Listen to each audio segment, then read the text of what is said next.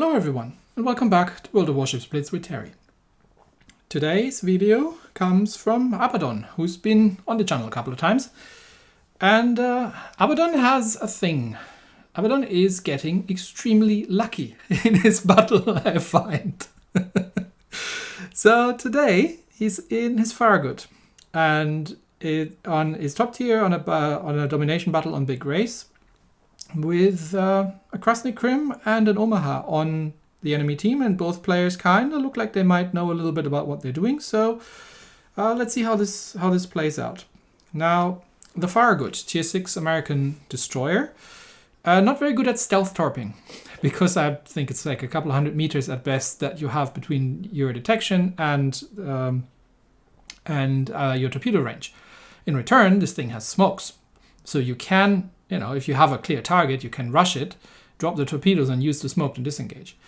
So where would I go in a destroyer here? I would usually go, well, you can go B, but I would prefer to go to A, because A cap has more islands that you can use to disengage, especially if there are two cruisers. Now, what you definitely want to do here is you want to use your engine boost. So, because especially if you're going to B cap,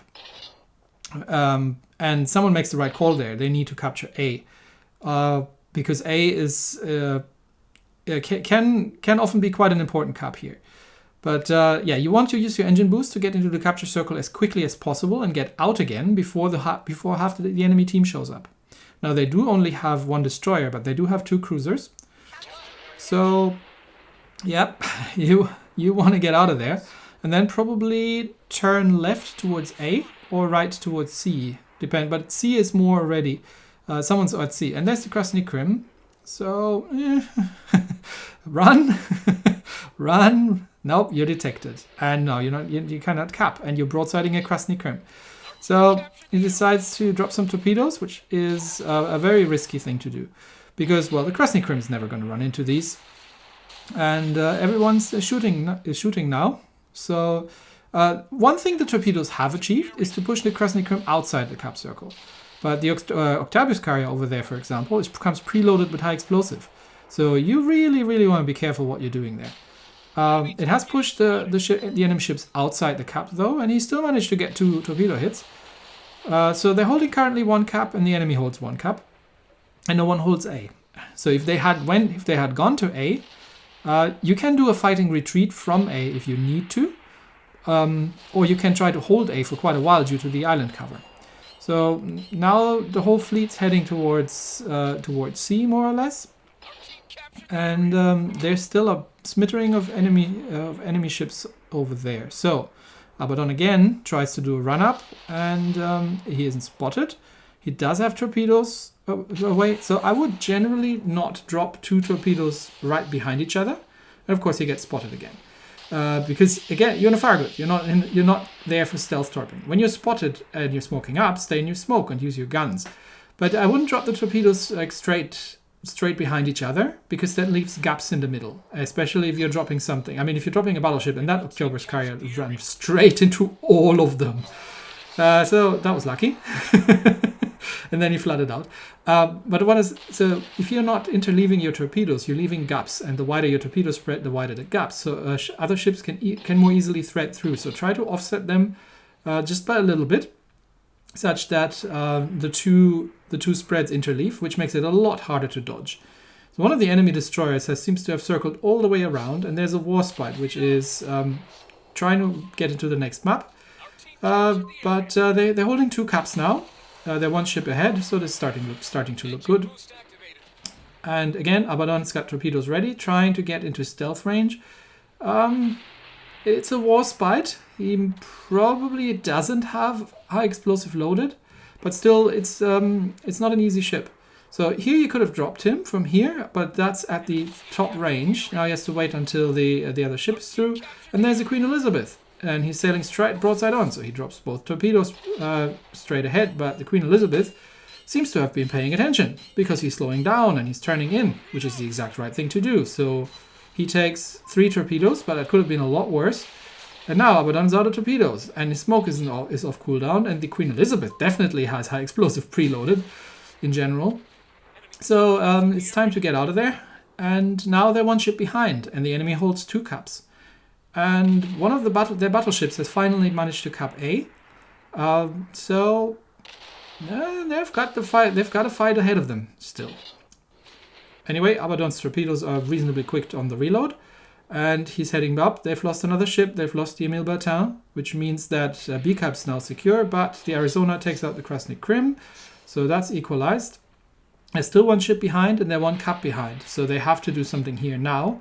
They have to make these torpedoes fit. So yes, there are a lot of battleships over there, but you're not going to one-shot one of them. And the Queen Elizabeth has already shown that he knows how to dodge torpedoes. He's currently reversing.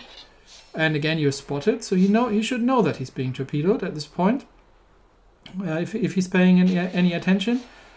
And I think he might have been he's starting to put her in forward, but he might just have been a little bit too late with that. So let's see how many of those are going to hit. That looks like 4. No, it was just 1 actually. The others must have run out just before. So yes, if someone shows you that they know how to dodge torpedoes, don't assume that they're going where the torpedo indicator is telling that it's going.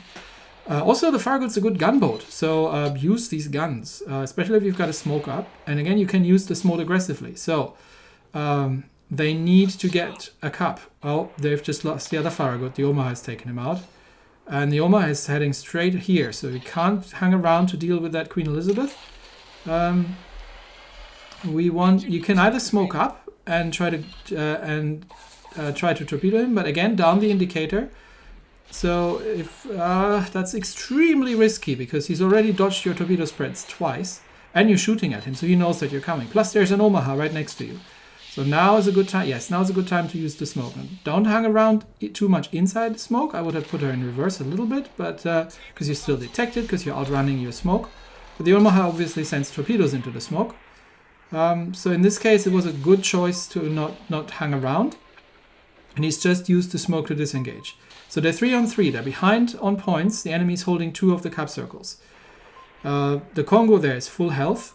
And I think we've sunk the Queen Elizabeth. I haven't been paying attention. But that König is on very low health. If that König falls, and there's a full health Congo after him, if that König falls, you lose. The battle is lost.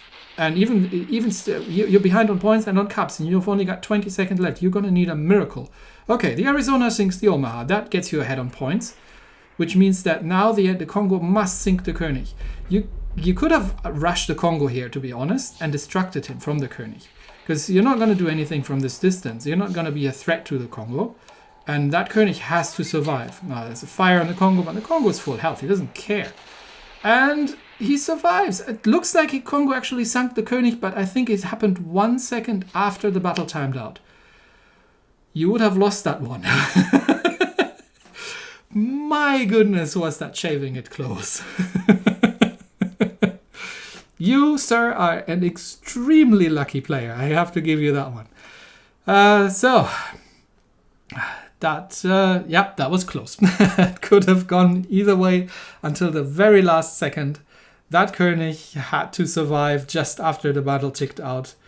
No, he seems to have survived. It kind of looked like he was sunk, but he seems to have survived. Yeah, the Congo didn't get any kill credited.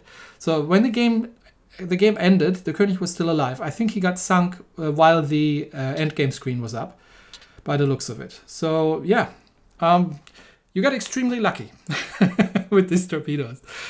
But thank you for sending that one in, and I hope you stay lucky. I'll see you all next time. Bye bye.